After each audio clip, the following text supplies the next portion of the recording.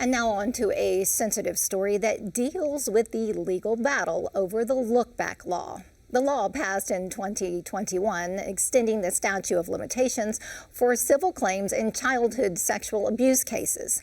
But now the state Supreme Court has ruled the look-back law unconstitutional, a decision that raises a host of moral, legal, and ethical questions with victims caught in the legal crossfire. Here's the latest. In December 2018, the man who raped me as a child appeared on TV, and I went into complete collapse mode. Stephen McAvoy was 54 when he saw the face of his alleged sexual abuser, Catholic deacon George Brignac, on televised news reports. His teacher was this man, Deacon George Brignac.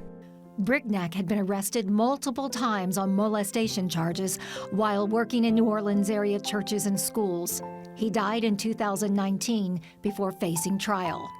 Stephen wrote a letter to the Catholic Church describing his alleged sexual abuse in graphic detail. At the start of 1976, I was in the 5th grade, an altar boy at St. Mary Magdalene. He says of that day in 2018 when he saw his alleged abuser on TV, quote, "A box that had been stored and forgotten deep in my brain was opened." Soon after, Stephen confessed to his wife Colleen that he had been sexually abused as a 10-year-old 5th grade altar boy. I could tell no one, for we were taught that clergy were the next closest thing to God. As a victim of child sexual abuse, you don't come forward until you're at a much older age. And a lot of that comes through the guilt, the shame that you were at fault. And you never want to have to live through that again. Well, imagine telling your parents that, or imagine telling your wife that, what you've been through. We're not getting the opportunity to heal because the look-back law is being covered up again. Lawmakers passed the look-back law unanimously in 2021, extending the statute of limitations for Stephen and other childhood sexual abuse survivors to file civil lawsuits. What it does is it says all of the cases related to childhood sexual abuse that were expired or past their time limit prior to 2021, it revives them. So essentially what it does is give child sex abuse survivors a second chance at justice. So almost as soon as the law was passed, we started receiving challenges from various Catholic entities saying that this law violates the Louisiana Constitution. The Louisiana Supreme Court recently ruled that the look-back law is unconstitutional. In the Douglas Bienvenu et al. Versus the Society of the Roman Catholic Church of the Diocese of Lafayette and St. Martin de Tours Catholic Church, 4 state Supreme Court justices agreed to strike down the law, while 3 justices wanted the law upheld. The Louisiana Supreme Court gave pedophiles an untouchable constitutional right to get away with child rape. Stephen is one of many adult survivors of childhood sexual abuse caught in the crossfire of a legal battle over the constitutionality of the look-back law. He wants the right to file a civil suit and get information and compensation. If we don't protect our most vulnerable, shame on us.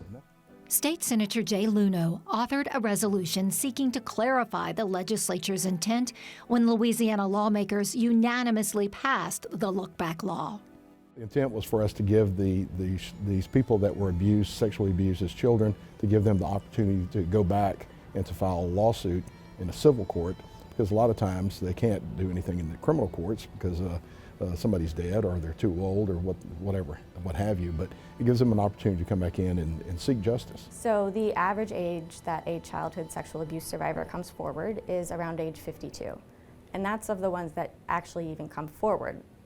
Around 30% never come forward at all. Louisiana Attorney General Liz Muriel is concerned that the state Supreme Court's look-back law ruling effectively erodes the separation of powers under the Louisiana Constitution. One of the foundations of our civil law system is that law is a solemn expression of legislative will, not judicial will. The state attorney general has filed an application for a rehearing of the Bienvenue case. Her office released a public statement saying that the majority opinion is, quote, an open door for freewheeling judicial policymaking. The nature of the analysis that was conducted by the Supreme Court, the way that they wrote the substantive due process analysis in this opinion means that the legislature basically could set a statute of limitations and never be able to change it. I mean, it just does have long-term implications for lots of different laws. It's not just going to be limited to the sexual abuse cases. It would be interpreted to apply to numerous other cases, and it would open up a floodgate of litigation, in my opinion. Apart from the rights of sexual abuse survivors, the state Supreme Court ruling could hamstring the legislature's ability to extend the statute of limitations in other scenarios, such as filing tort claims for compensation in times of natural disasters. The Society of the Roman Catholic Church of the Diocese of Lafayette and St. Martin de Tours Catholic Church filed a motion in opposition to the Attorney General's rehearing request.